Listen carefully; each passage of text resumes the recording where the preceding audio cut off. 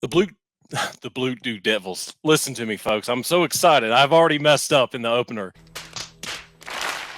The Duke Blue Devils are back in action this weekend, renewing a rivalry with a crosstown foe. Hello and welcome to this episode of the Duke Football Talk Section 17 podcast. We can only go up from here after that flub.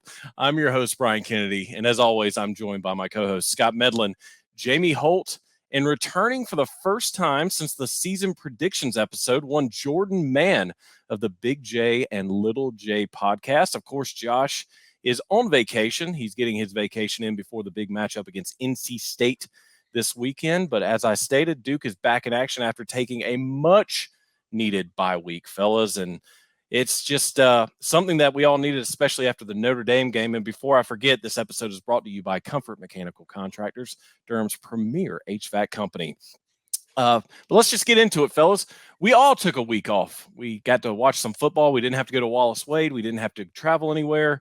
So we don't really have a Coach Elko press conference to get started. So what'd you do? What did you do on the bye week? How did you enjoy your week off before we get back into the second half of the season? Scott, I'll let you start. Well, I did what I usually do when I'm not at a ball game. I had all the televisions I could possibly find in my house in the same room, watching as much football as I possibly could. So for me, it was a great weekend. I had a really good time. I put on the shirt and the shorts, and pretty much didn't move unless I had to. So it was a really good time. And there was some good football on. Good chance to scout other teams. Watched a really good portion of the state Marshall game to try to get to know some of the state players a little bit for this game Saturday. But other than that, had a nice week off. Don't get too many of those during the season, so enjoyed it while I could. Did you rock the banana hammock? You said you shorts and a t-shirt. No, I did not pull the Todd. No, Okay. no, the Todd in my house. Sorry. Well, Jordan, you are back again. First time since the season predictions episode. We were this close to having No Pants Man join us tonight. So, what have you been up to since we last spoke with you at the season predictions episode? And how did you spend your bye week? Unfortunately, let's see. I was at a wedding for the Notre Dame game, so that wasn't great. What makes it even worse? I'll tell you this real quick. This fun story that happened that weekend. I was co-best man, and so there was one maid of honor and two co-best men. So the other best man was going to give the best man speech. So I was like, perfect. Well, his wife broke her ankle running after their kids in the lawn 10 minutes for the best man speech. So he rushed her to the emergency room, and who had to just wing a best man speech with like 7 minutes of preparation? Your boy. Meanwhile, I was watching the Duke game on my phone, so I had to put that away. And then this week, no wedding, but fortunately for me this week, I watched a lot of football, and I watched the Mike London Bowl in Charlottesville, William and Mary and UVA. Kind of hoping William and Mary was going to pull that out, and then I watched obviously State and Marshall. But next week, this upcoming week for State, I'm in a wedding again. So I just can't get ahead of it, boys. I can't get ahead of it. I'm the best man again in a wedding. I just can't get ahead of it. So you've got too many friends. We've come to realize that, but you're in the part of your life to where everyone else is getting married, is what you're saying. Yeah, and the crazy thing is, I don't even have that many friends. It's just like my top friends are just happening to get married around the same time, and it's the worst. It's the worst. If they hear this, I'm not happy with them right now.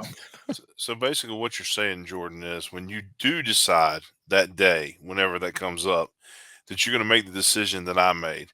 And I told my wife, I said, look, here's the deal. We're not getting married during football season. We're not getting married during basketball season. We can get married during baseball season because the Lord gave us 162 games. We can miss at least 7 to 10 of them without any issues whatsoever. I like the way you think. Yeah, if I get married, that is definitely the route I'm taking. I'm not missing another Saturday of Duke football in the rest of my life. April 25th here, so I kind of went the same route as Scott. It was just April 26th. So there you go. Great minds think alike. Well, Jamie is joining us tonight, but he was like me from last week. He is under the weather, probably 65, 70% here. He's blaming me that I got him sick. I don't think I did, but maybe so. But Jamie, other than catching COVID, how did you spend your bye week? Yeah, I mean, the COVID part was fun. That was the first time in almost 4 years that I've tested positive for COVID. So that's my first time having COVID. Great time, great time. But it was easy to just lay around and watch football, like what Scott and Jordan both said. I laid around and watched football all weekend. I watched Texas and Oklahoma, a great game. I watched a lot of the NC State game, another really good game. Just scouting our opponent, scouting the new quarterback, just seeing what that defense was all about. I watched the Carolina Panthers, and that actually made COVID like worse somehow. And I don't know why I continue to watch the Carolina Panthers, but I do. So I don't know. I just torture myself. But so that's what I've been up to. So, were you planning on going to the beach this past weekend and then you couldn't because of COVID, or was this one of your 2 weeks out of the year that you were staying in Raleigh? No, this is actually one of the couple of weeks out of the year Okay. that we were staying in Raleigh because we were due to go to some of Stephanie's family's house, and Stephanie and Ethan went because Ethan was fishing some ponds and caught him a nice big old bass, about 7 pounds. If Riley's listening, he might be jealous. I don't know. But he caught him a big old bass, and I wasn't able to go because of being sick, but they had a good time. But we just did not go to the beach this weekend. Going next week after the state game. Well, of course. For the whole week. Yeah. You got to go back home. Yeah. Hey, I got a quick poll question for everybody here. So, who had a worse weekend, Jamie or Mario Cristobal? Ooh, man, we are 7 minutes in. Scott Medlin already throwing a heat towards Miami fans. It was 8 years. No. 15, right? 2015, or was it 13 that the knee was down? 15. 13, we beat them. We beat them in Wallace Wade. It only took 8 years, but the ACC refs finally got us the retribution that we needed. So, as I stated before, Josh, he is enjoying his bye week extended. He's down in the land of the big rat, as I say. He's down in Disney World with his family. He was actually gracious enough to give us his predictions. We'll get to that later in the episode. So, Josh is getting some well-needed R&R. He will be back before the NC State game. Fellas, as far as my weekend, I got to watch a little bit of football, but I'm in that phase of life to where I have both boys playing youth soccer. So it was Harrison, my youngest, had a game, I think Hudson, my oldest, had one at 11. Then we went to get lunch. Then we got back at 2. Our youngest had a game. Then we had to come back to the field Sunday because there was a makeup game. I guess the only good thing about having the makeup game was I actually got to see Coach Shire at one of the games because his kids play in the same soccer league. So chatted it up with him a little bit. I know we're not supposed to talk basketball, but we're talking about what we did during our bye week, so it's allowed. But just able to talk with him. I will say he was wearing a Dribble for Cancer T-shirt. That is an event that Duke did this past weekend. It was an event that my family and I did at UNC for Harrison. So really cool to see that Shire's bought all in with that. So I definitely thanked him for that. But it was good catching up with Coach Shire.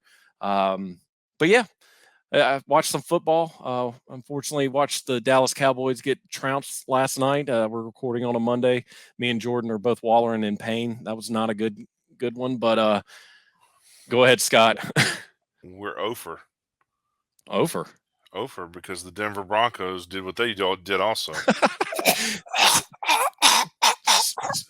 So yeah, we were 0 for 4 because me and Jordan are Cowboys fans. Scott's a Broncos fan, and Jamie and Josh are Panthers fans. So it was not a good weekend for the Section 17 crew. But needless to say, it was a well-needed bye week, not only for the team, but for us, the fans. And we're going to ramp things back up this weekend in Wallace Wade as the Duke Blue Devils host the North Carolina State Wolfpack. Fellas, this is the first time since 2013 that the Wolfpack have come into Wallace Wade. And if you remember that game, that was the one where Duke scored, I believe it was 2 touchdowns in like 20 seconds, 2 or 3 touchdowns. That was a great game. I remember, I think I was at that game. I can't remember if I was or not. All the games are coming together. That was the Devon Edwards game. Yes, it was. It was.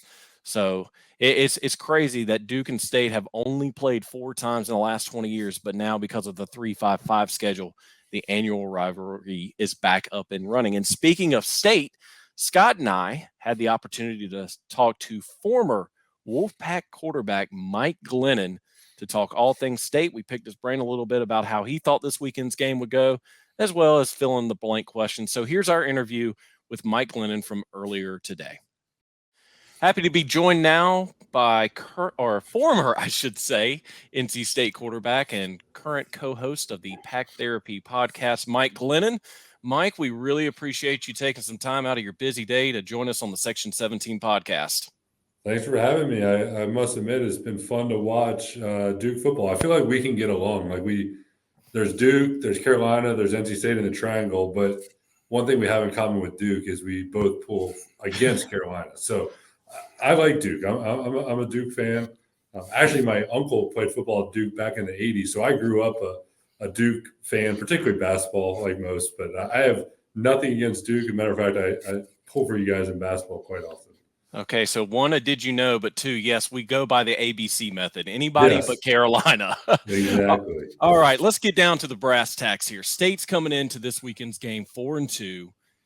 What are some areas that we're at the halfway point essentially of this college football regular season, but what are some areas this team has excelled at and some areas that still need improvement as they hit the second half of the year? Yeah, the excel part is definitely the defense. This NC State defense is one of the best defenses in ACC, and that starts with the defensive coordinator, Tony Gibson. Honestly, reminds me a lot of kind of Duke's defense with Mike Elko, and then they blitz from everywhere. They're really a high-pressure, get-after-the-quarterback, disruptive team. And right now, NC State has one of the best players on the country on defense in Peyton Wilson, linebacker that Duke fans are going to see a lot of come Saturday because he is everywhere. The guy wearing 11 is going to be coming after your quarterback. He's going to be making tackles in the backfield. He's going to be covering.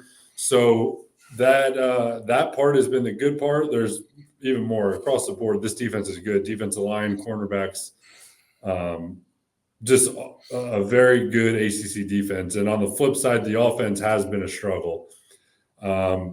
Started the year with Brennan Armstrong, the transfer from Virginia, and everyone has played a role in why this offense hasn't been clicking, from coaching to offensive line to quarterback to receivers to running back. It just has had a hard time to really get going.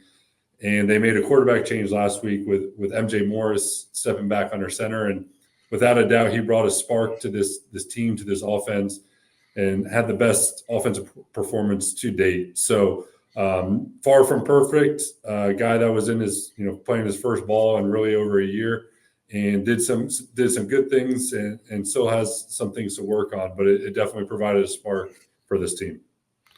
Well, speaking of MJ Morris, do you feel like that he is kind of the solution to the offensive woes that the Wolfpack has had? Not completely, because like I said, it's a full team effort. And I think it's just when things aren't going good, you can kind of pick the quarterback to replace where you can't take out all 5 offensive linemen. You can't replace the whole receiver room. It's just the quarterback has the biggest impact on the offense, and that's the easiest position just to change out. So was Brennan Armstrong perfect? No, but he did do a lot of good things.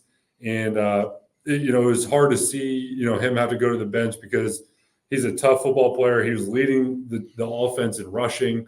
It was just the whole operation wasn't good enough. So I understand why Dave Dorn wanted to do it. But it's a full team effort on this thing. Well, following up on that, it seems though, and Armstrong, I think, had a couple of these issues, but it seems like Morris has a lot of problems with interceptions. And I know the first one he threw Saturday was a tip ball that should have been caught. But is there a way maybe for him to, I don't know, fix that? Yeah, so he threw 3 interceptions the other day, and 2 of them I would not put on him. And actually, the first one I would. It did hit the receiver's hands, but he was throwing kind of an inside slant route and kind of led the receiver. It was not an easy catch by any means. And to me, that's about as easy a completion as you can get. I'm sure there were some jitters and some nerves that played a role into that. But the second interception was a bubble screen, and you're trusting your receivers are going to block and not give up an interception on a bubble. So that's just, to me, that's not on him. That's either a tendency that Marshall's defense saw when they got in that formation, or that's on the receiver that he's got to make the block. And then the third one was a tip ball as well. So, 3 turnovers, interceptions is way too many, but I wouldn't put them all on him. But I'm sure, playing against this Duke defense that is going to cause a lot of pressure and try to get him to turn over the ball is going to be a point of emphasis this week. Well, speaking of wide receivers, freshman Kevin Concepcion, I think I said his name right, his last name. It's kind of hard to say. Concepcion. Oh, yeah. Like a fine wine. Yeah, there we go. Pinky up. Yeah. He's had a great freshman season so far for the Wolfpack. Is there a former wide receiver that you played with, whether it be in the NFL or at your days at NC State, that he reminds you of? Oh, that's a good question. I'm trying to think of kind of a smaller, shifty guy. And the first guy that came to mind, and although I don't think he's quite him yet, he's only a true freshman, but it was Kadarius Toney, was a receiver for the Giants, one of the shiftiest players I'd ever come across. And I think Casey Concepcion has a little bit of that to his game. So I thought that was one of the great adjustments the coaches made last week, as we talked about how they played a role in this offense not getting going, is he essentially became the top running back last week. I don't know if you guys watched the game, but it might have showed up in the box scores. He had a bunch of receptions. About half of his catches were jet sweep little shovel passes. That, to me, that's just really a run play where the quarterback gets some inflated stats, which I love as a quarterback. But he's a guy that has become the number one receiver for being a true freshman. They needed someone to step up and become that guy. And halfway through the season, he's clearly kind of taken that role by the horns, and he's getting better and better every week. Well, this state defense comes in this weekend as the 38th best overall defense in the country. And I know you kind of touched it a minute ago. And I would compare, obviously, I don't watch a lot of state, but I've seen a good portion of the season. I would compare kind of what Peyton Wilson's doing a lot to what Drake Thomas did last year. So that being said, other than Wilson, who is someone else that we need to look out for? I would say up front is Davin Vann. He's a defensive lineman. He's a guy that is getting a lot of pressure on the quarterbacks. He's a big guy, strong, powerful. Probably not the best comparison to compare to maybe the best football player of all time, defensive lineman of all time, Aaron Donald. But he's kind of that type of player where he's very quick and just always seems to be in the backfield. So there's Peyton Wilson's the star of the defense, but there's a good supporting cast. And honestly, I'm surprised to hear that they're ranked that low. I would have thought they would have been in the top 25, if not more. And sometimes those stats can be not reflect the true picture, as I imagine they've had to deal with some short fields due to turnovers, or it's been more a reflection of the offense because this defense is one of the best defenses in the ACC. Looking at head coach Dave Dorn, I just looked this up. He's in his 11th season with the Wolfpack. He's only had 2 losing seasons so far. How has he been able to be so successful for so long in Raleigh? You see all these college coaches now, they come in within like 4 years. If they're not successful, they're out the door. How has Dave been able to stay successful in Raleigh? I think there's 2 things that he's done really well. And one of them is that he's hired really good coaches. So if you kind of look at his tenure of coaches and where they've gone on to, Matt Canada was his OC when he first got here. Now he's the offensive coordinator for the Steelers. Ryan Nielsen was a defensive line coach. He's now the defensive coordinator for the Falcons. Eli Drinkwitz was his next offensive coordinator, who's now the head coach of Missouri. Tim Beck was the following offensive coordinator, who's now the head coach at Coastal Carolina. And there's many others that have gone on to either be coordinators or position coaches in the NFL. So I think that kind of leads to the next thing is he's done a great job of developing players. At NC State, I say we primarily get 3-star, maybe a couple 4-star players a year. And then he's had a history of turning those guys 3 stars into 4 stars, 4 stars into 5 stars. You talk about Bradley Chubb, top 5 pick. Ike Ekwonu, top 5 pick to the Panthers. So he's had these guys, and then there's many more that have gone on to be those guys that end up getting drafted, and not quite the big names like that. But he's done a great job of developing players while they're in Raleigh, and he's won enough games, year in and year out to go to a bowl game. And also he's done a pretty good job against Carolina, which goes a long way with State fans. It goes a long way with Duke fans too. Yeah, we're all for anybody beating Chapel Hill College as many times as they possibly can.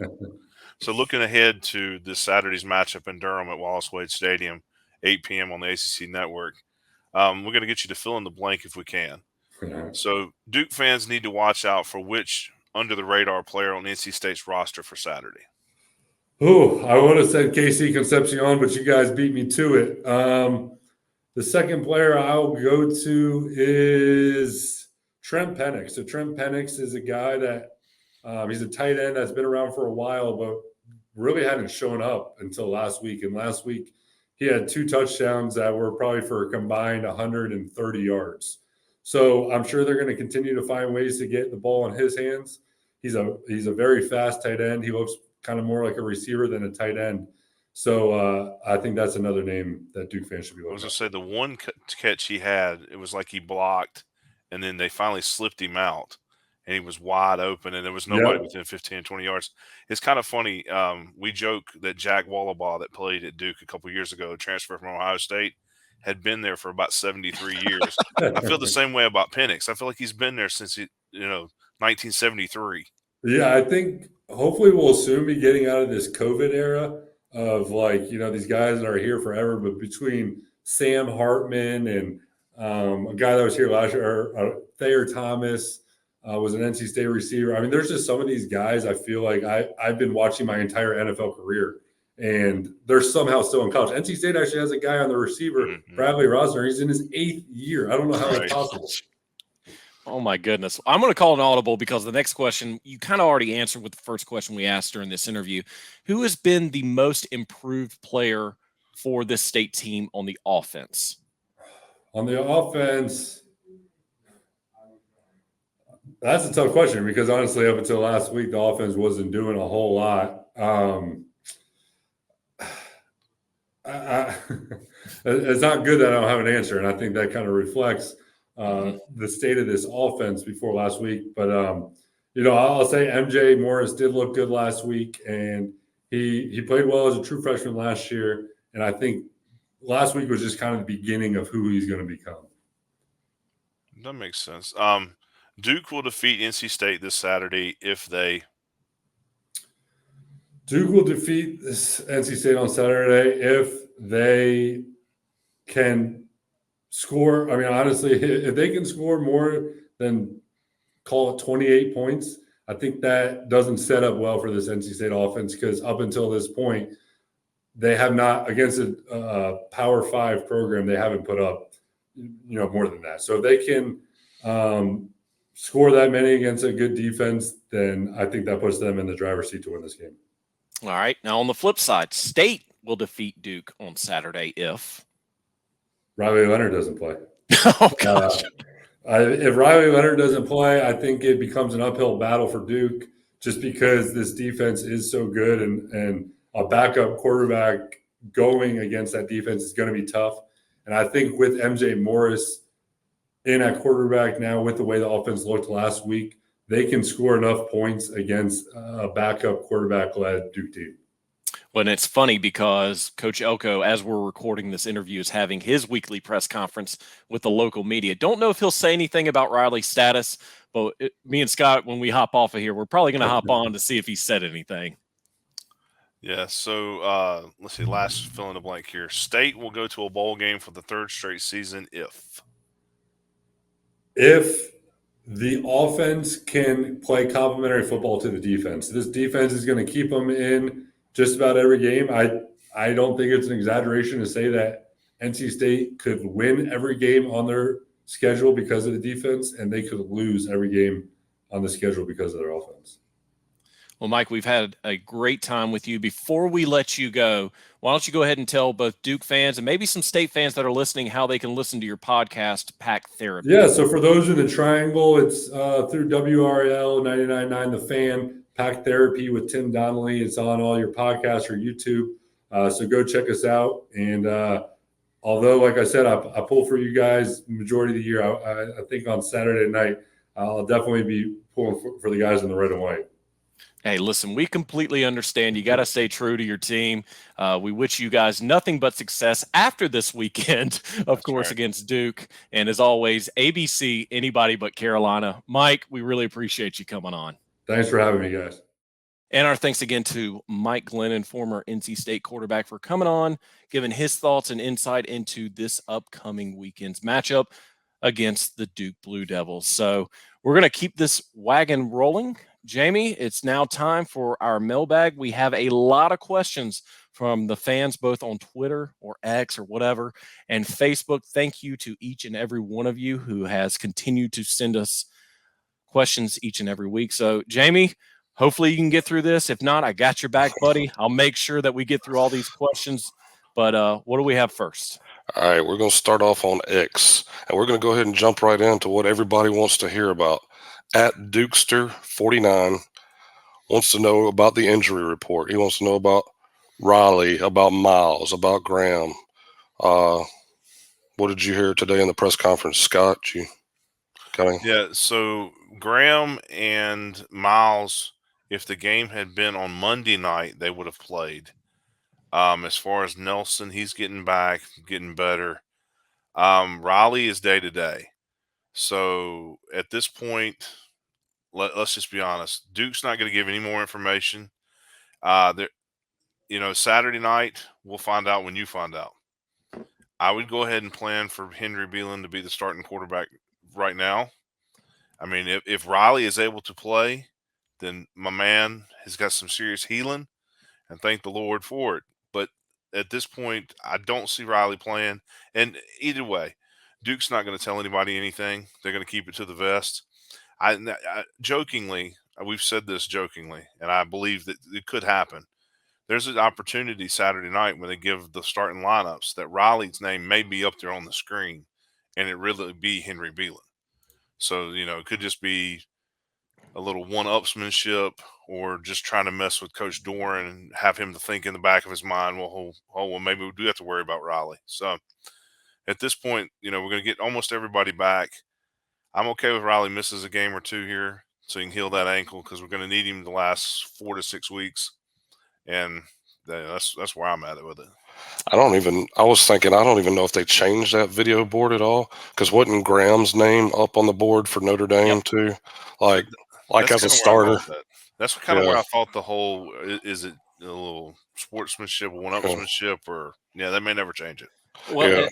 let me just say this: we don't have any insider information. Yes, we work with the program. Yes, we're press, media, whatever you want to call us.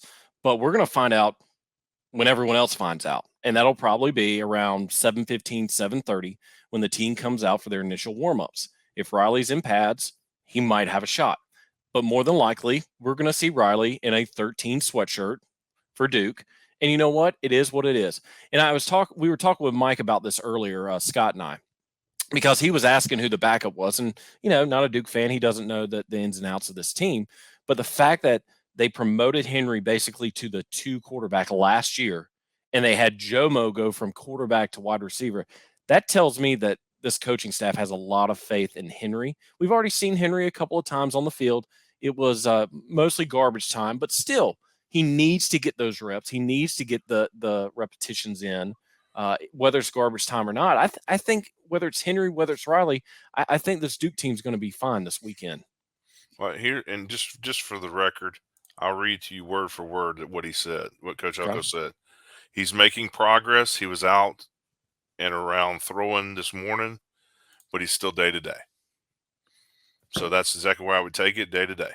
I will say that one thing about I love Elko is it's not really coach speak. It really is like the truth of the matter of what's happening in the moment. And from Duke going week to week, like the initial diagnosis that Pete Thamel tweeted out, to he's making really strong progress to day. And then he said that Riley's like really rehabbing 6 to 8 hours a day. Like that's a mission of a guy that's really trying to push it to Saturday. That's not a guy that's taking it easy. That's like, hey, rest this week and let's see how it is for Florida State. It's all right, 6 to 8 hours for a reason. He's hitting it hard. And honestly, it wouldn't surprise me if he dresses out. I don't obviously, like you guys said, we don't know, but there's a mission that Riley has when he's doing 68 hours of rehab. Man, I will say, if he plays on Saturday, they've done laid hands or prayed over that ankle or something, because the way it looked when it bent up under that pile, it was like I thought he was done for the year, if we're being honest. Well, and it wasn't even when I was watching it from home because I was still under the weather. It wasn't even his ankle I thought had been damaged. I thought it was his ACL, because when his leg went inward like this, I've torn my ACL before. I was like, oh, he's done. He's torn his ACL. But then when he clutched his ankle, I was like, oh, okay, maybe everything's still good. But yeah, to Jamie's point, I need to go to Duke Hospital or something. If I'm not feeling good, Jamie, you might want to take the ride down the road and just see if they can help you out, brother. Because whatever they're giving Riley, I need some of that myself. Yeah, because me and Riley currently are both day to day. Next question, at Splash Obi, Tyler, our guru of reels, and he does a great job putting that stuff together for us. He says, do we let Henry air the ball out? We haven't seen but so much from him, but throwing 8 for 8 with a TD and a monsoon, that kind of shows that they did have some confidence in Henry. What you think, Jordan? I think that Duke's going to try and establish the run. I mean, it's something that Duke's that's been the bread and butter all year. I mean, Brian's guy, Jordan Waters, is taking care of business, getting paid dirt every game, it seems like. And that's the one area where Duke needs to clean up a little bit the last couple of weeks, like UConn and then Notre Dame, kind of spotty running the ball. And I think Duke's going to put a lot of emphasis on the run game and the run blocking scheme to set things up, because NC State is a really good run defense too, but Duke knows to win this game, they have to win the trenches in the run game to set up easier throws for Henry. One thing I've learned about this team this year, and fellas, correct me if I'm wrong, it seems like compared to last year, I think it was more of a learning curve for the guys and getting acclimated to Coach John's offense. This year, it feels like they're just going with what's presented to them on the field. Because let's be honest, all of us thought that Riley was going to be airing the ball out all season long. And to Jordan, what Jordan was saying, we've had a heavy dose of, as I like to call it, the cowbell, Jordan Waters, and the run, the 4-headed, 3-headed monster. Jalen's been out.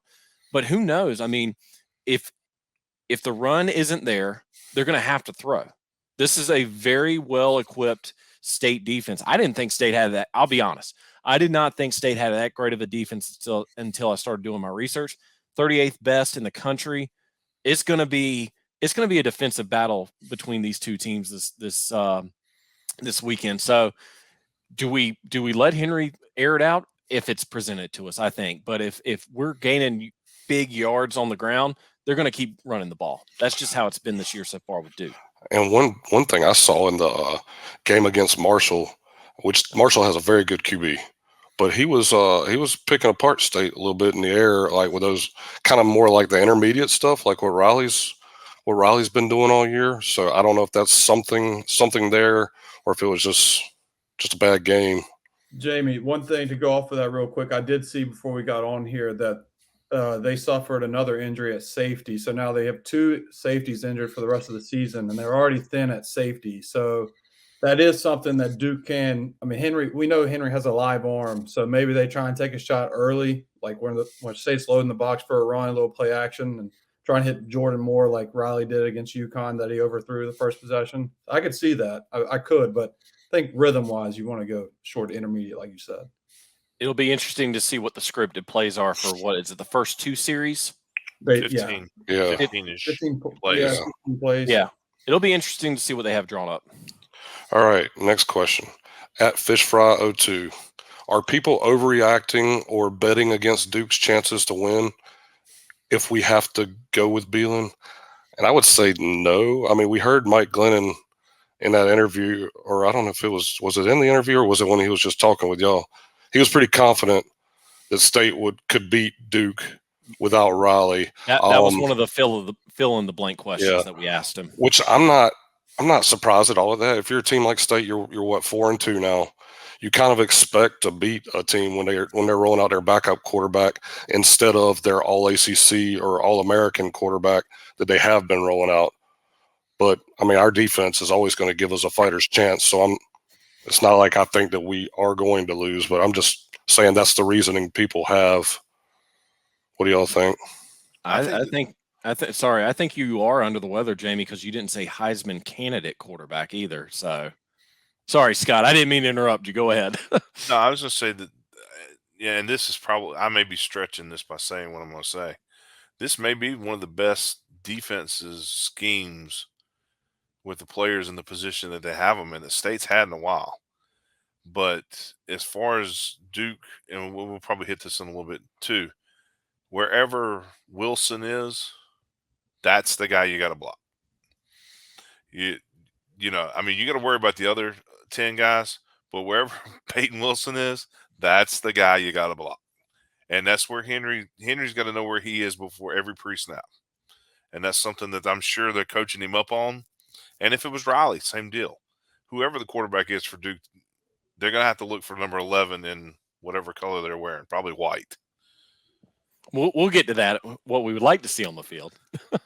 Yeah, I mean, Vegas has Duke, -3.5. So Duke is favored even with the shot that Riley's not playing. So, which scares me because I'm not accustomed to Duke still getting used to Duke being favored in ACC games, let alone, hey, your star quarterback's out, Duke's still favored. Like, that is just insane to me to wrap my head around. But yeah. Next. All right. Next, at LA Dodgers all day. Sam with his weekly question. No shade at NC State, but they've also not looked close to what many expected them to. Understanding they've made a QB change now, but is there an area that we feel they have any advantage matchup-wise over Duke, or does it seem rather evenly balanced? Oh, man. Scott, didn't we talk to Mike about this? Because, we asked him where they're good at and where they need improvement on. I mean, I think that linebacker room's going to be the one area that they excel over us in. I would say that their screen passes they throw to Concepcion, which, by the way, they Concepcion like Dave Concepcion from the Reds back in the day. Listen, if you've listened to our podcast for the last 3 years, I butchered names left and right, so I apologize, State fans. and that's who I was taking a shot at when I said that. Thanks, Scott. Just a subtle jab there. But also Trent Penix. And I think I said this live, joking with Mike, that I do believe that he is State's Jack Wallabaugh. I think he's been there 73 years because I swear the dude's been there since 1953. He may be a contemporary with our guy Peter Dodge, for all I know. Jordan, any thoughts or? Sorry, I was muted. But yeah, Concepcion. I mean, that guy he has 31 catches, 347, and 4 TDs on the year, and I think he's a true freshman. He's not even a redshirt. I'm pretty sure. I think he just came ground running, and I mean, he had a monster game against Marshall. He was quiet the week before, but he went off against UVA. That's just the guy that he's twitchy. So that's MJ Morris's. It's one game, but he was already Brennan Armstrong's favorite target. He seems like he's the only receiver that constantly gets open for NC State. So it's good news that Miles Jones should be back. Like Elko said, if that game was like on a Monday, that him and Barton would have played. So assuming that he's back, that's really good news for Duke. And that's going to be a fun matchup to watch with Duke's secondary and him at the wide receiver position. All right. Coming up next, at S. Dillard 35. Any word on how Beelan has looked in practice? And I have not heard anything, but I will say we did get a chance to see him a couple of times during the summer, and he looked good in like 11-on-11s against the twos. Like when I saw him, he looked good. But other than that, I haven't heard anything. Anybody else? I think selfishly, as Duke fans as well as media, we weren't really paying attention. The saying, the Lord giveth and the Lord taketh away. So, we were focusing more on Riley than we were Henry. But again, Duke fans, you've seen Henry already in action against Lafayette. He wasn't in action against UConn. I think that's one of the questions that is going to be asked, Jamie. What other games has he been a part of? Is that it? Northwestern. Yeah. So, I mean, we've already seen glimpses of Henry so far. And, the Lafayette game, he was 8 for 8. Northwestern, I don't have his stats pulled up, but obviously it didn't hurt us any. playing, when he was on the field. So I think we'll be okay. All right. There we go. There we go with my technology struggles. Unmute. I blame COVID. It's like It's ridiculous. No. At TS Lester _ with good Lord. Jeez. With COVID 1, Jamie 0. With States 335, which always makes it difficult to throw. But he says he's heard that Henry has a pretty strong arm, which we've seen. Do we expect any major changes play calling wise? And to that, I would say no. I think we're gonna, like what we said before, run, and run some more. Yeah. I mean, I think to go off of that, like it's just John's does such a good job of just blending in the run game with easy throws, even with Riley, to get in rhythm. And I think you're gonna see that even more with Beelan. He's gonna be. Duke fans, don't overreact if the play call looks very vanilla to start the game. He's just trying to get Beelan's feet wet, and then it will play out. I mean, if he comes out guns blazing, then I think all of our pants will be off, because I would not see that coming. But yeah, I think that you hit the nail right on the head. Yeah, I would say that we may see some flare screens to the running backs out of the backfield, because that worked against Clemson when they were blitzing so many people. Because again, the 3-3-5, the way it's set up, they may move Wilson up to almost make it a 4-2-5. So just depending on how it's run, I mean, Gibson knows what he's doing. He's been doing this for years, and he's a really good D coordinator. All right, next one coming from at Duke FB coverage, Ben. How do we contain? This is a good question, I thought too.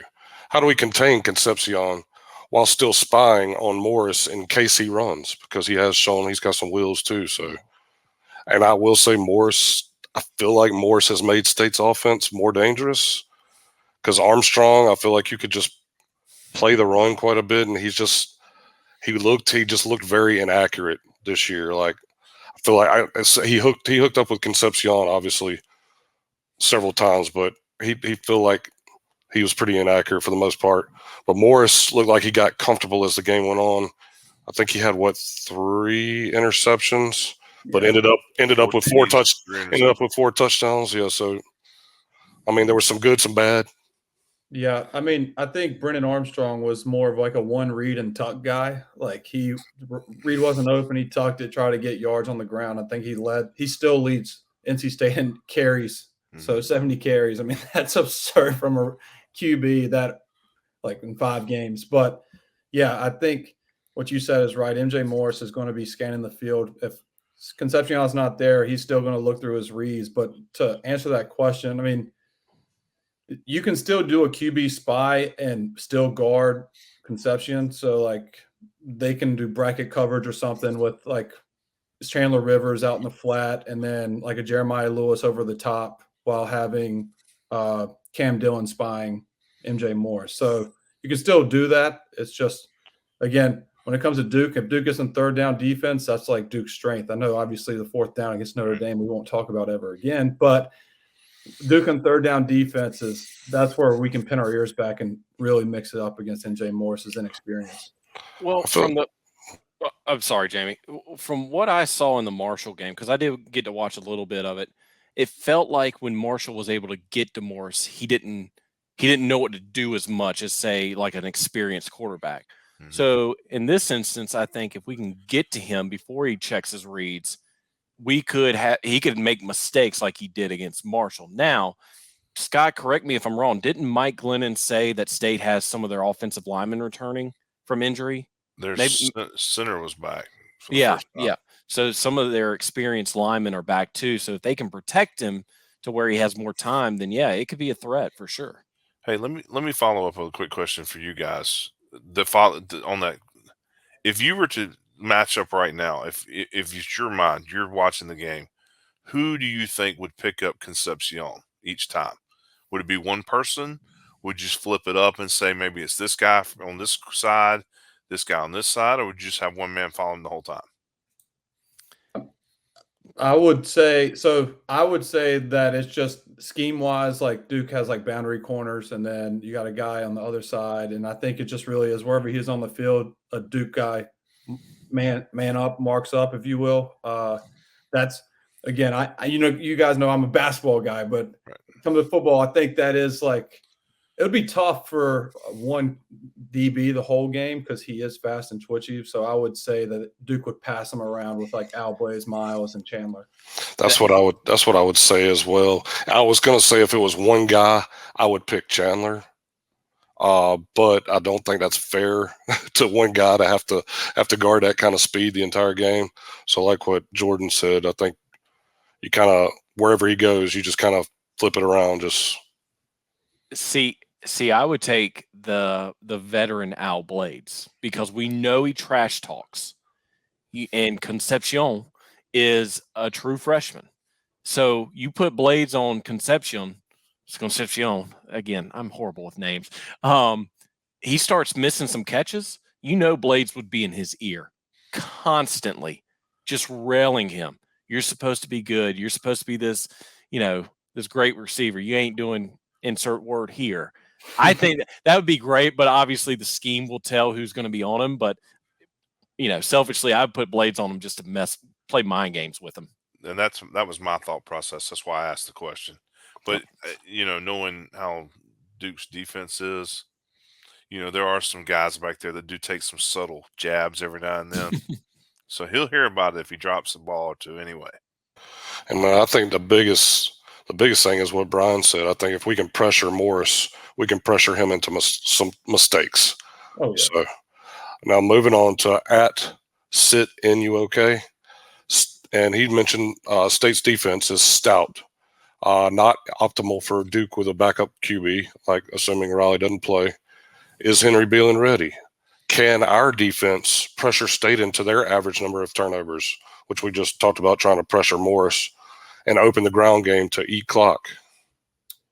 Yeah, I mean, that's a good question. I think the key for Duke is giving the shortest field possible every time for Beelan. So it's either if we can force turnovers like Elko has done since he's been here and give him a short field, and it's just 3 points. I mean, that's a win against a defense that is as talented as State, because you never know with this offense for State. 6 points, 2 field goals might be enough to beat NC State with what you saw against some teams, like especially against Louisville, where they lost 13-10, and you've seen what Louisville's offense could do against Notre Dame. But yeah, their defense is really good. But if Duke gives Beelan the shortest field possible, whether it's Calhoun punt returns, kick returns, just trickeration, whatever, then I like Duke's strengths, and I like Duke's chances a lot more. I agree. All I would say, I feel like Duke the whole time is going to be the clock. As much time as they can burn, they're going to burn as much as they possibly can. Did y'all see the Oregon State coach? I believe it was. Yeah, I was going to do that, but I told him to milk the clock. I don't even know why he had to apologize for that. That's genius. Like look over, that's the one thing you know what to do. Meet the parents. He was doing a meet the parents. Come on now, NCAA. And that's something your players absolutely love you for that too, because I mean, every time your players see you do that, it's going to make them laugh. Like 100%. I don't know why he apologized. That was stupid to apologize. At the Duke of Cupa, he says he's setting the over/under on number of Duke rushing carries at 38. What are we taking? I'm going to go under. Scott's going over. I'm going to go under at 35. I still think we let Henry toss the ball around a little bit. What do y'all think? Y'all go ahead. I'm looking up stats real quick. Yeah. I'm just trying to think this through because I feel like the first 2 series is going to dictate how many carries the. I think there's a lot to do with it. Right. So if in the first 2 series, the cowbell, Jacquez, throw in Jalen, throw in Peyton, whoever, you open up the field, there could be it could be a wash, because I see it one of 2 ways. If Duke starts to pound the ground game, they're going to start the defense, that is State's defense, is going to look for the run, at which point I could see Johns going, Henry, go. It's your time. On the flip side of it, if the ground game doesn't work in the first 2 series, it could be, okay, this isn't working. We've got to go to the air. We got to see if we can beat their defense. Because, Jordan, you said it. They're already down 2 safeties. So expose their weakness right now and go. I mean, it's just a toss-up. Over, under 38, give me – you know what? Give me the over. If Jordan gets into the end zone in the first 2 series, give me the over. They're going to give him the ball more.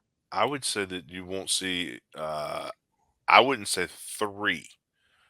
If there's 3 design runs from the quarterback, that would be way over. I don't think you're going to try to get him in a running situation. I think you're going to try to do the best they can to hand it off and block for the running backs. Yeah, I mean, I think what do you say? 38 was the over under. 38, yeah, for the entire game. Yeah, I would go under. It'd be in the 30s for sure, but yeah, I would go under. I would love if it was like 45 and Duke ran for like 400 yards. That'd be great. I mean, I would love that, but I'd probably say like 30. Let's go 32 carries for 250 yards. And Jordan Waters has 4 touchdowns. I mean, we'll just have to see, like, is State going to stack the box and just absolutely sell out to stop the run and make Henry throw the ball? I mean, are they going to be able to do that? So a lot of it depends on the flow of the game. Next, at E Brewer 1240. Another, do we see? I'm just going to skip this one. I'm sorry. It was. How do you see the offense changing to suit Beeland's strengths? But we've already kind of discussed that. So I'll mention E Brewer 1240 that he mentioned that. He got a shout out. There you go. Yeah. At Duke Defender, just glad this rivalry. It's just a statement. He said he's just glad this rivalry can be played every year from here on out into the foreseeable future. What do you guys have to say about that? I'm glad to see it back. Yeah, this was one of those rivalries that should have never gone away with the ACC expansion. It was dumb. State fans agree.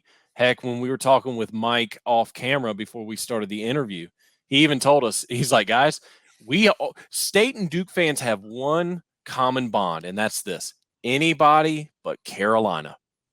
So when Duke and State get together, it's a nice, friendly rivalry, and we've been missing it. And, Scott, you frequented a lot of State games throughout the years. And so I think this is something that just is needed for the ACC as we continue further into this expansion. Here's a funny fact. You may have heard this before. If you have, you can skip what I'm about to say for 10 seconds. In the years that the Hard Hats have been doing Duke football, going to games, they have never been to Raleigh, ever. Oh, wow. Because we've only played over a couple times in the 15 years they've been doing this. So that's 09 was the Thad Lewis game. They had not turned into the Hard Hat guys yet. And then 20, COVID. Right. Okay. Crazy. Yeah, I'm looking forward to getting back geared up with State. I mean, there were some great games I remember as a kid. Was it what was, Scott, you probably remember this, was it Breedlove? They got tackled on that kickoff return, like, man, I can tell you everything about that play, almost who was out there and what they were doing. I was crushed as a kid. Like, I was crushed. Just close. Like, State had just taken the lead, and Breedlove almost took it back to the house to win the game, and it was insane. What year was that? Like early 90s? Yeah, I was in high school, so yeah. Yeah. All right, next, at Ricky Calhoun 69. What is a realistic expectation for the next 3-game stretch? Louisville looks much better than he said he anticipated, and Florida State on the road. Obviously, we've never even beaten Florida State, so that's not an easy game at all. What do you guys think? Okay, I'll start. I said this last week during our live episode at the Gothic Grill. Coming into the season, we had talked about Clemson, Notre Dame, and Florida State being the biggest 3 games on the schedule. Now, with however many games, 6 games to go, the 3 biggest games are Louisville, Florida State, UNC. You want to know why? Because Duke's the common denominator between those 3. Can't remember who said it. It was either on Twitter or Facebook, but someone said going to the ACC title runs through Durham, because your top 3 teams above Duke right now for records, UNC, Florida State, Louisville. And I really, truly think, guys, that the Louisville game is more important than the Florida State game. I said it last week. I'll say it this week. Louisville's schedule that they have left is ridiculous. They've already played 3 ACC games, or has it been 4? Did they play during the bye week? I don't even know. They beat Notre Dame. That's right. So it was non-conference. This is who they have left. Miami, that could be a tough one. Virginia, that's a win. Virginia Tech, probably another win. Pitt, probably another win. Then Duke. That's it. They're already 3 games into their ACC schedule. So realistically, let's put them at 7-1, maybe 6-2. 2 losses is not going to get you the ACC title game. So if Duke can give Louisville a loss, Louisville, I believe, would be out. Yeah. You lose to Florida State, you get that 1 loss there. Then you look to November 11th against UNC in Kenan Stadium. That could be the ultimate decider of who goes to the ACC title game. And that's what Herb Street said during game day here in Durham. That could be the game that would decide who goes to the championship. I would say this. Obviously, looking ahead is what we do. That's why we're here. Logically, we got to get through this week. Maybe see who the quarterback is next week, because next week, prime time, 7:30 probably, ABC, homecoming, Florida State is going to be a big deal. And these boys have not been to a stadium that's going to be that loud. And those folks right there, they're ready. But no matter what happens in that game, Louisville, the health is the biggest thing for me, from my standpoint. I said this all last year. If Duke can stay healthy, they're fine. And so far, they've been healthy for the most part. They've had a couple things go wrong. So as long as they can keep it up, they'll be fine. Because I would put them against almost anybody in the country, mano a mano, with no fear whatsoever. Yeah, to answer the question, I'd say 2-1 because I have Duke going 10-2 on the season, and one of the losses was at Florida State. But I do think they beat State, and then Louisville. They did blow the doors off Notre Dame. But I've said now 2 weeks in a row that people have to remember Notre Dame's played 7 straight weeks. They played week 0 through all this, and they went through an emotional loss against Ohio State, an emotional win against Duke. They just had nothing in the tank against Louisville. Louisville is a good team, but they were running on fumes against Louisville at Louisville. And so I think we still don't know how good this Louisville team is. I think Duke can still go toe-to-toe with them and beat them in Louisville. And correct me if I'm wrong, I think Louisville is on their bye this week, so they get an extra week to prepare for Duke.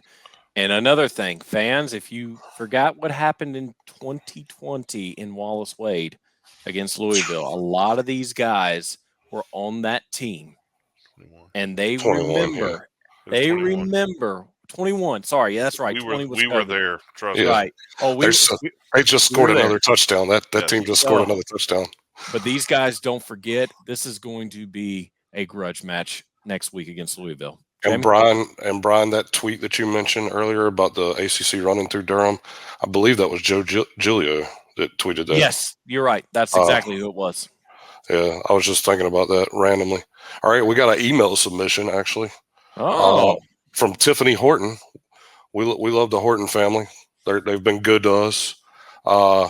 And her is at love in running. At love and running. Oh my Lord, what is it? That's her Instagram, by the way. That's her Instagram at.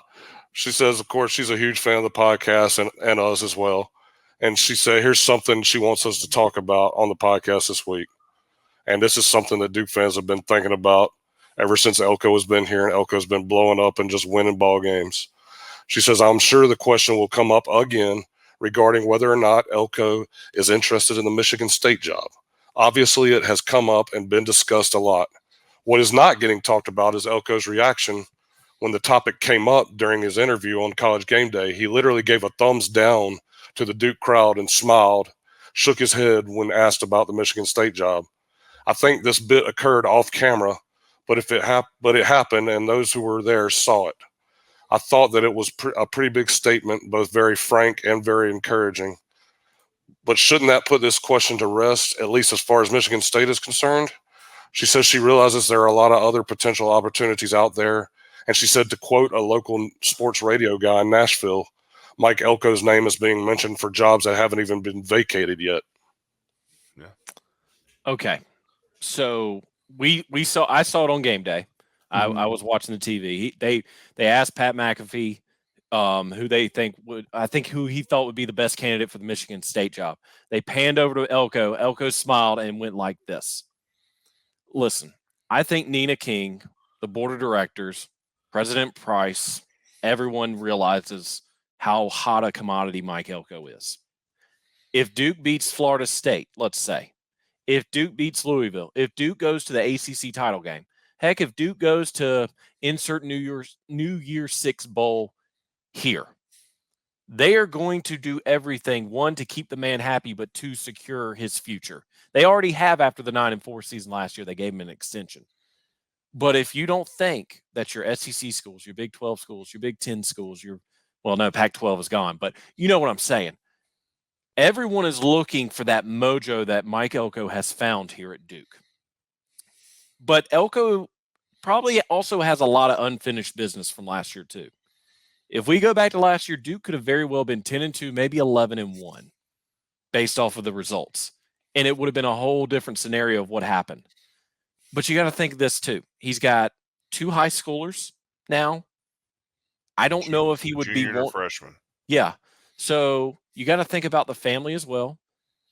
I've talked with Mama Elko they love this area. So if things are going as well as they're going, and again, I'm not a coach. Jordan, you might put some insight to it because you've coached basketball. But if you continue to win, you are making yourself a god in the city of Durham, North Carolina. If you say Durham has been good, I'm going to go down to College Station, try my hand at Texas A&M. You have one bad season in an SEC school, you're on the hot seat, regardless of what you've done in past, present, or future. At Duke, our expectations used to be, hey, we go 6-6 and go to a bowl game, we're great. Now the expectation is, screw that. We want 8 wins, 9 wins, 10 wins. We want an ACC championship. Heck, we want to go to New Year's Six, go to the Orange Bowl, maybe go to the 12-team playoff that starts next year. So it's on everyone's mind, but I can tell you this right now. Elko's not thinking about it right now. Nina King's not thinking about it. When the time comes, they will all sit down and discuss this whole situation to try to secure Mike Elko's future at Duke.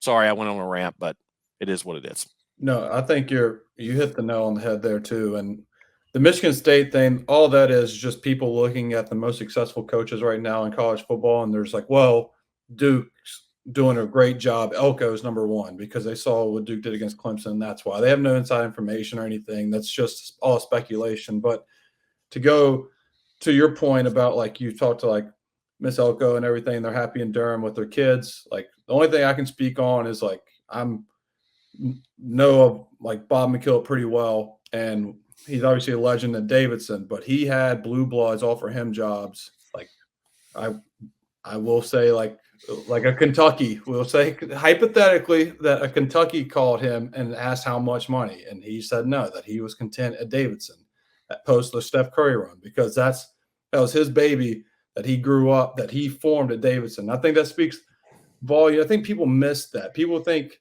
coaching is just very money driven and they want to be SEC coaches. They want to do all that. And some do, most do, but most of them want job security. And you don't want to go somewhere where you have it comfortably made at Duke, continue to make more money as the years go along. Then you jump to a Florida per se, and you're 3 years in, you haven't turned it around, you're on the hot seat. And then when you get canned at Florida, you got to start back over at a smaller school, or you got to start as a coordinator again. And that's a tough pill to swallow. So you got to kind of look at it like half empty as well as half full. I mean, the one thing too I'll talk about is Kurt Roper, who Duke's going to be playing against because I'm pretty sure he's still at NC State as QB coach. He left Duke after the A&M game, the Chick-fil-A Bowl, to go to Florida to be offensive coordinator. Yep. That whole staff got fired after that year, and ever since then, he's trying to get his way back to be a coordinator. He's been a QB coach ever since. So that's another thing you got to think about. I would say it like this. I think the only team that would come right now that he would maybe even think about would be A&M. and that's because Jumbo is going to stay on the hot seat while he's down there. And happy birthday to Jumbo too, by the way. But anyway, he's going to stay on the hot seat no matter what. And I've said similar to what Brian had just said. You can go to A&M, you can go 4-9, you can go 5-7, you can go 6-6. You're going to be looking for a job in 3 years. You do 6-6 at Duke, you're a god. You'll be taken care of the rest of your life. There'll be a statue outside. We may find a building to name after you. And also what Brian said too, and the family loves it here, the whole family, not just the ones that live here. The extended family that comes every weekend to ball games. They Yep. love this area. And it helps too that your oldest is only 2.5 hours up the road now playing baseball at Richmond. So to me, and honestly, I don't think he's worried about the money. I think he's worried about, coaching football and trying to turn the program around. He said that since day one. Why? He's not the type person, and I think we know him well enough. I think everybody knows him well enough. You take him at his face value because he tells you everything you need to know. He's not one to stand there and give you a line of crap and then go over here and do something different. No, he tells you exactly what he's there going to do. The man says, I'm going to do this. This is what I'm here for. This is why I do this. He's not done anything different but what he said since he's been here.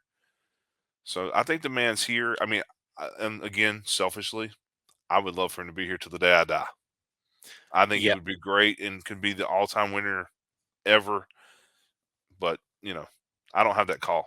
And honestly, the money's going to come. Like he's not worried about the money because he knows if he wins and he does what he does, which is win ball games, like the money's going to come. Duke's going to give him another raise. Duke's going to make him one of the highest paid coaches in the ACC. I mean, it's just a matter of time.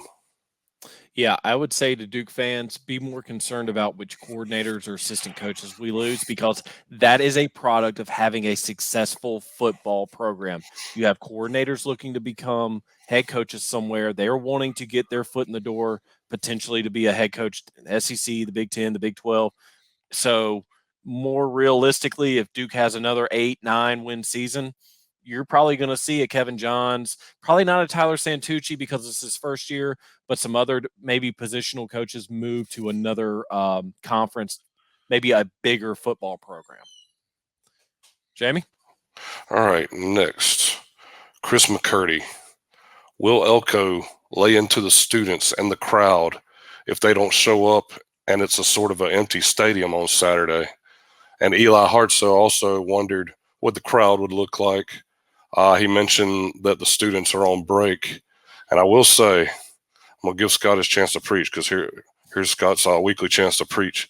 But if they don't show up, there's going to be a good crowd there. It's going to be a lot of red though. That's going to be the problem. New Duke fans need to learn that state travels. It doesn't matter if they think their team's average, which they're 4-2. They're 2 games above 500, so they're good. They're only 2 games out of another bowl season for them. So they are going to travel. We already know there's going to be state fans there. Scott? And again, that's one of the things about Wolfpack Nation. They're some of the best fans that for the school, and they do a great job. They don't care. They'll spend the money. We're Duke. We're supposed to have the money. So, I mean, I understand things come up. So don't get me wrong. I'm not preaching at anyone, and I'm not fussing at anyone. But here's the thing. If you live within 100 miles of the stadium and you're not at every game for whatever, if you're a season ticket holder, you're selling your tickets or whatever, why? If you live within 100 miles, you need to make the 6 to 7 week commitment to come to the games, put your butts in the seats, cheer these kids on. They are doing exactly, I mean, I said this 5 seconds ago. Elko is putting the product in front of you. These boys are out there busting their behinds and doing all they can. And look, I know there's family members that travel. I understand that. The kids play great like that. Folks, we got alumnus that will come from all over the place to watch Duke play because Duke football now is finally on the map. If you live here in this area, you have no reason not to be there Saturday unless you got this, that, or the other. But you know what I'm saying? You need to make it part of your regular thing, and get better friends like Jordan, because Jordan's in a wedding every other weekend of a home game. Get you some better friends and explain to them. But I mean, honestly, I've seen, and I'm trying to do this the nicest way, and I'm not trying to get on anybody, and I'm not trying to fuss. I've seen way too many people selling tickets since last week to this game Saturday night, and it frustrates the crap out of me. Now, it doesn't matter what I say. I'm just the guy here that goes on a rant once a week about filling up the stadium because I think we need to do that because these kids deserve it. But if you have tickets, do everything you can to be there. We'll do it. We'll do the best we can to help you try to re-ticket to somebody else. But if you live here in this area, you got to come out. This is well worth it. I mean, Jamie mentioned it a few minutes ago. State and Duke, every time they play, is a magical game. There's something crazy and screwy that always happens. I mean, we're talking back in the 1990s. That game should not have ended the way it did. Breedlove is 10 yards away from scoring. He took the wrong angle. The state kicker or defender took the right angle and got him. If not, he walks into the end zone. So that being said, hey, if you can be there Saturday night, it's supposed to be beautiful. Again, it's a night game. We have been begging for night games for years. Now, I know this time of year it gets a little colder. Brian and Jamie, they have to snuggle a little bit with a little window between them or whatever you got to do. If you need to bring a blanket, hug the person beside you. If they're not with you, hug them anyway. But we need you to get out there, need you to enjoy the game. Hey, this is the perfect time of year, beautiful weather. That's really all I got. I can't think of anything else I need to say. All right, let's bow for prayer. But is the weather really supposed to be beautiful? I gotta confirm that on Facebook first. It's supposed to be in that from 2:00 on, beautiful day. Hey, 6:30 to 2, there's a chance of rain, about 45%. Let me just say this before we move on to the next question, because I was thinking about this, fellas. You know what starts on Thursday in Raleigh? The North Carolina State Fair. If this was a noon game, can you imagine how many empty seats there would be? There is no excuse as a fan for you to miss this game. You can get your butt up. I'm going to start sounding like Scott now. You can get your butt up early, take the kiddos, take grandma, take grandpa to the State Fair early, get them back. Heck, take a nap if you need to. Make sure everyone gets a good nap, and then get your tail to Wallace Wade for the 8 o'clock kickoff. So I'm with Scott on this one. Realistically, I would love for the ACC to know what 2 weekends the State Fair is so Duke can be away, because this always seems to happen in October. Usually it's the noon game. Usually it's, maybe a 3:30 game. Freaking 8 o'clock game, folks. Be at Wallace Wade. Jamie's having technical difficulties right now. I don't think Jamie wants to listen to either me or Scott right now, so he cut his camera off. All right, I'm done. I'm sorry. I was trying to unmute. Jeez, man. COVID 2, Jamie 0. I'm down bad. Peter Dodge says he doesn't have access to the CW network. For those of us who do, Jordan is celebrating something. Apparently, I don't know what just happened. Braves just hit a home run to go on 5-4 in the bottom of the 8th. I'm sorry. Hey, real fast before Jamie. I'm sorry, Jamie goes any further. Look, folks, when we started recording, we were joking that the Braves were down 4-0 and a no-hitter, perfect game was going on. And I told Jordan, I said, we got to start talking about a no-no, perfect game. Just keep it going so it would end. Home run got hit a few minutes ago, and we were doing that in the chat, and we were kind of laughing, and Jordan didn't celebrate. Austin Riley just hit a 2-run homer in the bottom of the 8th to take the lead. This is the one downside of us recording during sporting events, because there's at least some of the eyes are watching other things other than the screen in front of us. Sorry, go ahead, Jamie. So Peter wanted to know if anybody who watched and has scouted the Wolfies versus the Herd, who does Duke need to worry about? And conversely, where does Duke go to feast offensively? Which I think we kind of talked about that. But Jordan, will shoot it to you. Who does Duke need to worry about? Well, it's Peyton Wilson for sure. I mean, he's the guy, the glue of the defense. But the story I want to tell you about Peyton is his dad would be one of you guys or a hard hat guy, because he used to go to meet the Blue Devils when Peyton was growing up. And I used to see him when David Cutcliffe would have Meet the Blue Devils. Football. His dad would be there, front of the line every time, was a diehard Duke fan. And our families used to play. He's the same age as my little brother. His older brother, Bryce, is the same age as my other brother, Jacob. So we've known each other's families for years, playing competitively growing up. And that's going to be like a little homecoming for his family, is him playing in Wallace Wade, because his dad was a diehard Duke fan. And I swear he would be a hard hat guy if Duke recruited him. I don't think Duke really recruited him. I'm not sure why, but he's obviously a Hillsborough kid. But yeah, Peyton is a guy that Duke fans are familiar with, but will be very familiar with on Saturday, because he will be having a pretty good game. As I say, if you don't know who his brother is, Bryce used to pitch for the Braves. Now he's pitching for the Pirates. He got traded last year at the trade deadline. Welcome to the Section 17 baseball podcast. Sorry.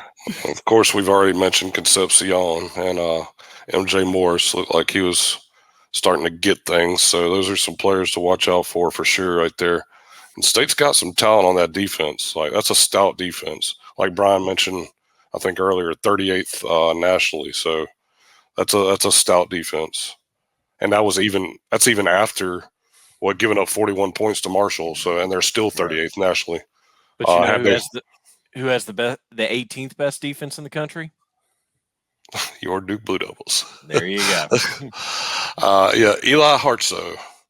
He says, do we expect the all-black uniforms? I'm like, I don't know. We're going to have to wait and see. We're going to have to wait and see till our predictions. Do we ride if we don't get the all-black uniforms?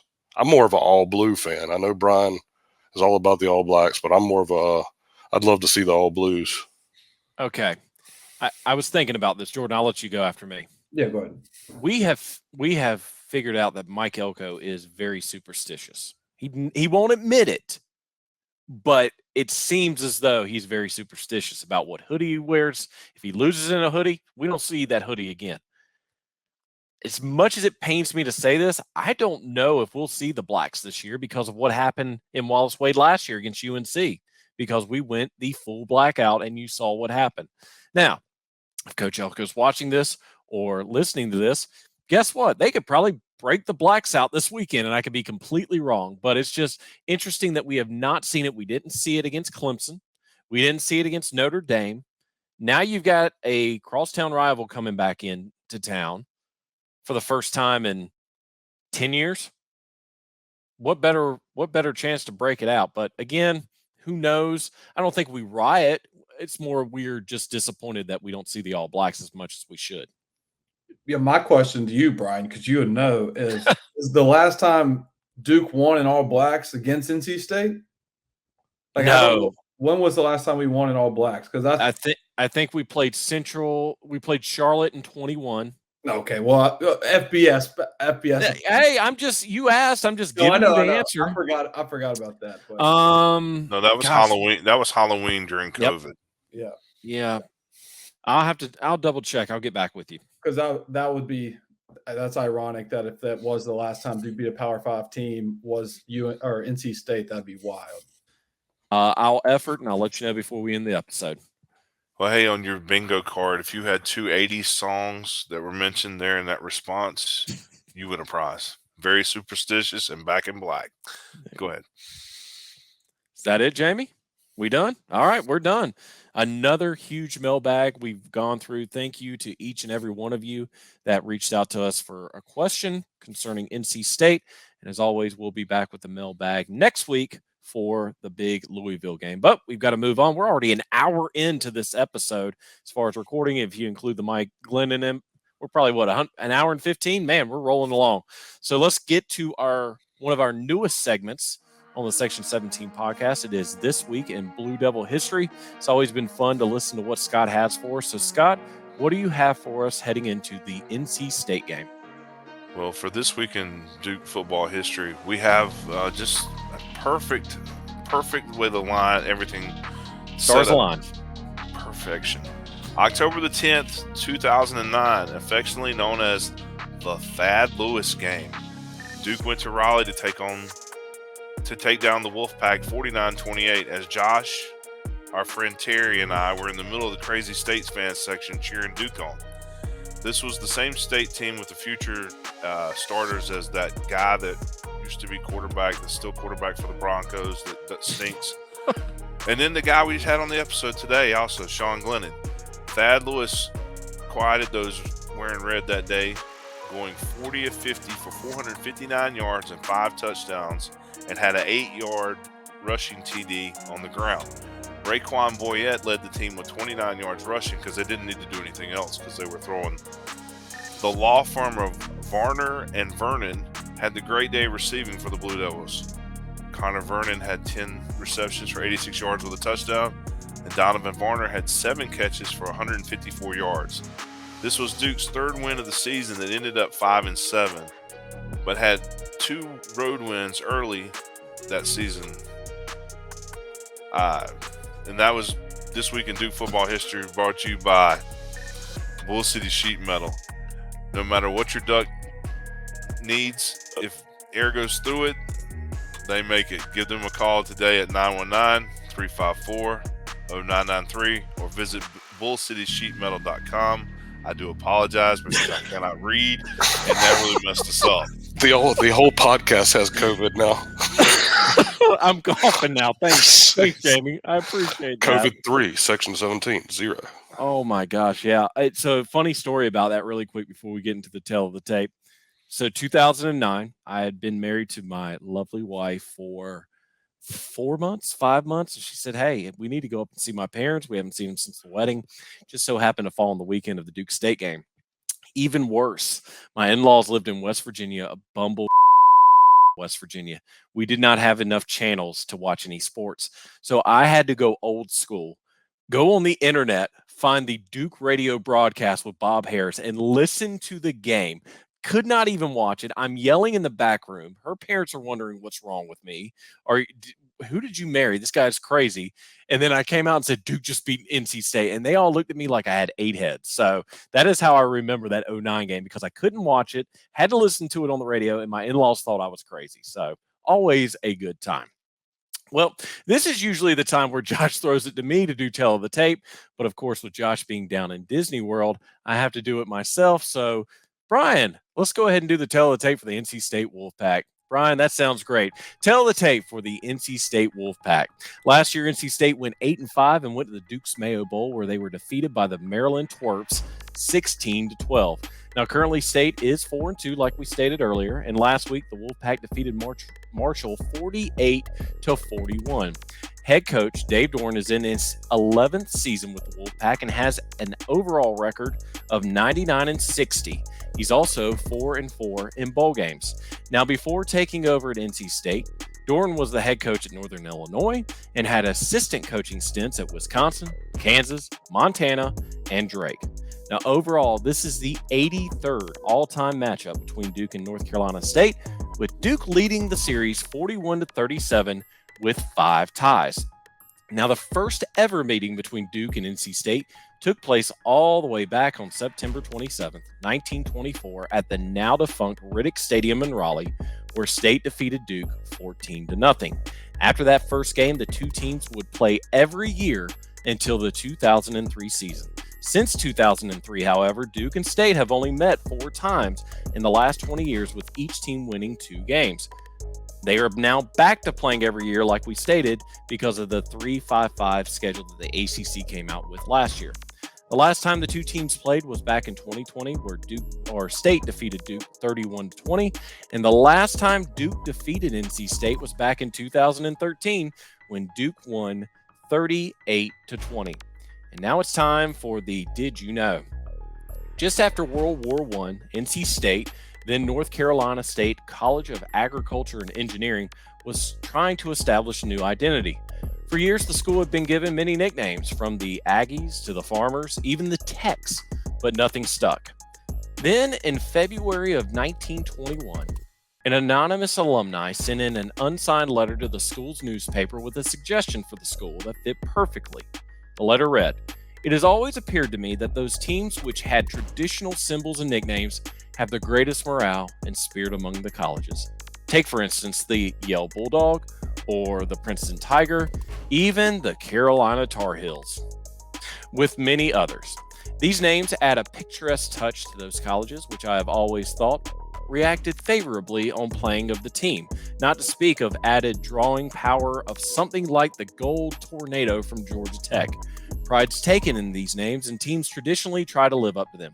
Now, my suggestion is that state teams take up the symbol of the Wolves. Here is a snappy, aggressive name, which would have a most favorable effect on the college.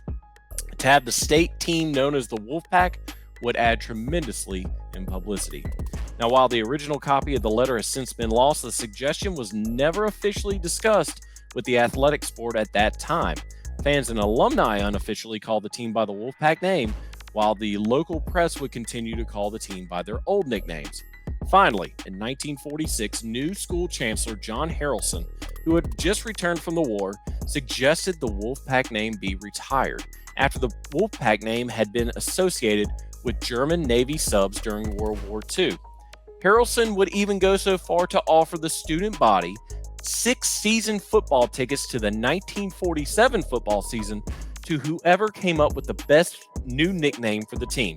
However, after some less than inspiring nominees were suggested, the student body unanimously voted to make the Wolfpack name official for all sports, and the chancellor would ultimately relent. And the rest, they say, is history. And that was the tell of the tape for the NC State Wolfpack. Can you imagine, fellas, this day and age, an anonymous alumni just sends a letter to Nina King and say, "Hey, I think you should call Duke this by this name." It's crazy how far we have come as far as naming schools. So again, a little bit longer tell of the tape, but again, with them being a crosstown rival, I figured I would give as much history as possible.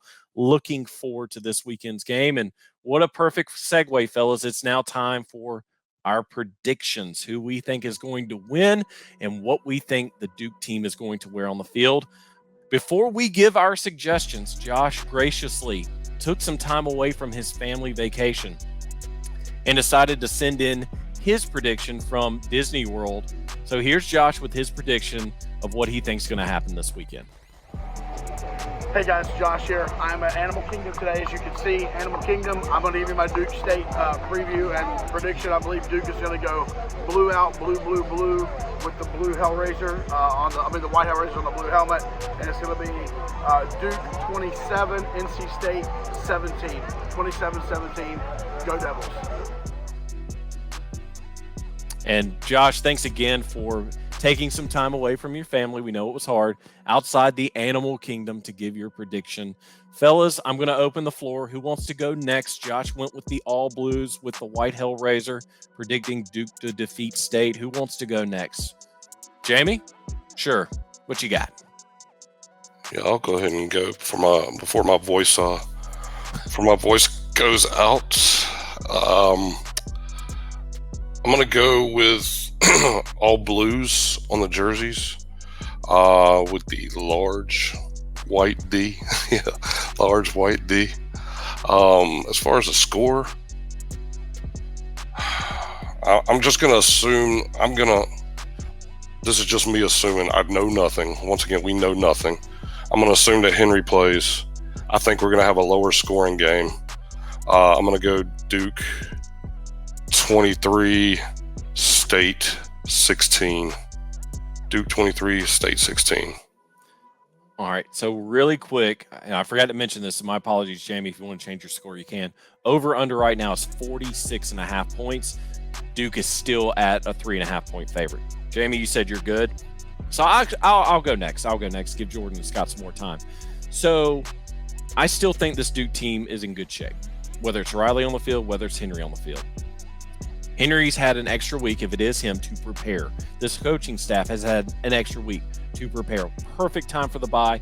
If by God's grace and a miracle Riley were to get on the field, great, fantastic. But I'm just going, it's going to be Henry. Now, as far as the jerseys, before I get to the score, I'm going to go with Josh. Fellas, we have not seen this bad boy since 2016. It's only been worn once against North Carolina, I should say. It's time to bring it back. I think Josh mentioned this earlier in the year. I think you need to save the Hellraiser for your local rivalries, your NC States, your UNCs. Heck, we'll throw Wake in there as well, since it's the big three. But I want to see this back. Coach Elko, equipment staff, if you're watching this, if you're listening, please just bring him back. He needs to get back on the field. Blue with the white Hellraiser, all blues. I'm going to agree with Josh. As far as the score, 46.5 points. I think it's going to be a close one, but I think it's going to be a Duke victory. I'm going to have Duke 28 and NC State 20. Duke 28, NC State 20. Who's next? Who wants to go? Scott? I'll go next since I know Jordan is celebrating on what just happened on the TV screen. Unbelievableness. I don't have a stinking clue on what Duke's going to come out in. I want to say all blues, but I think we're going to go blue lid, blue top. I think we're going to go white pants. I don't know why. I mean, obviously, I would love a blue out and a red out. But no, Commish is too busy worrying about the gold domers, and he's not going to worry about putting those two together. Color rush it, baby. Color rush it. I asked for it too. Listen, if we could have one thing, look, they had UCLA and USC did this a couple times at the Coliseum. Pack used to be something important, and it's not anything anymore. So I think this is something that they should do every year, especially in rivalry games like this. But anyway, so I think State. Yeah, I'm gonna go with blue, white, because I think State will go white, red, so they'll have a little bit of color. As far as the score, Mike kind of,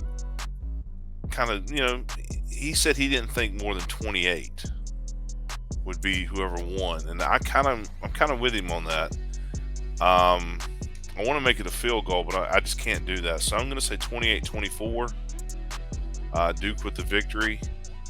I do expect it to be a good game, and I'm hoping at the end of it that Henry turns a lot of heads there. And now I'm all for it being 48-15. Duke won the win too. So, but we'll go 28-24 since I'm on the record for that.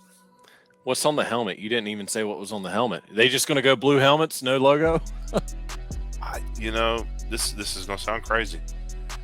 To me, they're not going to do it, but this would be the time for the white script. But I do think they're going to go the big white D. Fantastic. Yeah. Jordan, take us home with predictions. Yeah, I love the color rush idea. That'd be fantastic. And that's kind of leading where I want to have Duke. I have Duke all blue with the white D. Like, I would love for it to be the blue helmet and Brian's background with the white script. That looks so sweet. Or that one, yeah. Yeah, either one, honestly. Either one. Yep. Either one. You know what? I won't, because Jamie, didn't you say all blue with the white D? All right, I'm gonna change it. I'm gonna do all blue with the same script as this past against Notre Dame. The Gothic script. The Gothic script. I'm just gonna change it up since Jamie already got that one. I'll change it up. So I'll go all blue with that, and then, man, I really think like State's defense is good. Duke's defense is good. State's offense is sputtered. Duke doesn't really know. We don't know what we're getting with Henry. I'm gonna go Duke. It's gonna be barn burner, baby. We're gonna go Duke 20, NC State 17. Does Todd kick a field goal to win the game? NC State misses a field goal to tie the game. Ooh, okay. Yeah. Purple. Interesting development by Jordan. Man, okay. So we went 5-0. We all think Duke's going to win. Jersey combination is completely all over the place. We'll probably find out Thursday what it will be dropping. But we'll see. We'll see what happens. But hopefully all of our predictions come true as far as the score, and Duke edges it out. So we're getting close to closing up shop. It's been another great episode. Can't forget, Oh, Jamie, go ahead. Before I forget, what do you have? I was gonna tell you, don't forget our friends at the Durham Devils Club. Great minds think alike, Jamie. I was just about to segue into that. My God, let me speak. No, if you're not a part of the Durham Devils Club yet, please, I implore you to at least look into it and try to subscribe. If you subscribe to the blue and white tier, that's $25 and higher, you get exclusive content such as our interviews with players, coaches. We've already interviewed Mike Elko. We've interviewed Riley Leonard, Dwayne Carter, Graham Barton. And this week, we're recording an episode with offensive coordinator Kevin Johns. We're actually going to have some subscribers go on to the call. We're going to be doing a Zoom call, ask some questions as well. It's a great initiative, NIL Collective. 90% of what you give to this will go directly to the collective to help the players out each and every day. So again, if you haven't yet, go to DurhamDevilsClub.com to learn more. Jamie, did I do okay there? Was that to your liking? So good? Okay, pretty good. Also, if you have not yet, please give us a review on Apple, Spotify, anywhere that our podcast is at. If you believe that we have done well, please give us 5 stars. And if you think we haven't, well, just don't give us a review then. We understand completely. Scott was going to raise his hand. I think he just froze. Okay, there he is. Scott, what you have for us? No, I was going to say, we'll get you a timeline, probably Friday-ish, Thursday-ish, on what will be going on Saturday with the tailgate. We still will be selling T-shirts and stuff like we have been. If you're interested, we have the newer gray Section 17 podcast, and we still have some of the Bleed Blues also. So if you're interested in that, we'll have those available. And again, we'll have those up until the Blue Devil Walk, which should be at 5, I do believe, because and the gates are not open until 6, I think. I don't think we're doing the early unless there's thousands of people there, and I don't think they're going to do that for this game. So it'll be regular time, an hour and a half before kickoff. All right. And as always, thank you to our main sponsor, Comfort Mechanical Contractors. They've been with us since last year. A great sponsor for any needs. HVAC-wise, go to comfortmc.com. Well, I can officially say that this episode was all over the place. As Jamie said, let's just blame COVID on that one. I think that's good. Jamie's recovering. I think I had it last week, which gave it to him. Josh is out of town. Our pets' heads are falling off. If you know that reference, then you and I can be friends. But before we leave, Jordan, if you would, go ahead and plug your podcast that you have with Connor O'Neill. Yeah, I appreciate it. It's a Big J and Little J show. We record once a week. Basically, it's either Monday or Tuesday, whenever he can fit it in with his busy schedule covering in Duke and Wake Forest. And obviously, you guys do a great job covering Duke football and have everything going. And we just do it as well. We try and provide a little different spin-off. So if Duke fans do trickle down to the Big J and Little J show, it's not a repetitive thing of stealing from Duke football talk, because you guys are the best, and I always appreciate you guys having me on. Now, you won't be at the NC State game. Do you have any friends getting married Thursday, November 2nd for the Wake Forest game? No, I knock on wood, unless somebody's going to elope and they want me to be the best man in that one. But hey, we have a nice spot in B5 by the hard hat tent that would be a great spot for a wedding.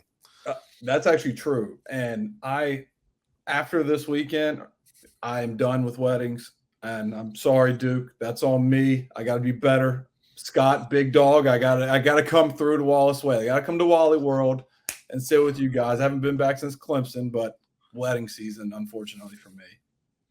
Look, it happens. We understand completely. Heck, we all have things that happen in our lives, but we're looking forward to seeing you November 2nd at Wake Forest. But that'll do it for us. A crazy episode. Let's just call it like it is. Again, let's just blame COVID. Sounds good. Josh will be back next week to preview all things Louisville. We'll have our mailbag. We'll have our This Week in Blue Devil history. We'll have a tell of the tape. We're going to be back to normal. Jordan, thank you again for filling in for Josh. We really appreciate it when you come on and talk all things Duke. Appreciate you guys.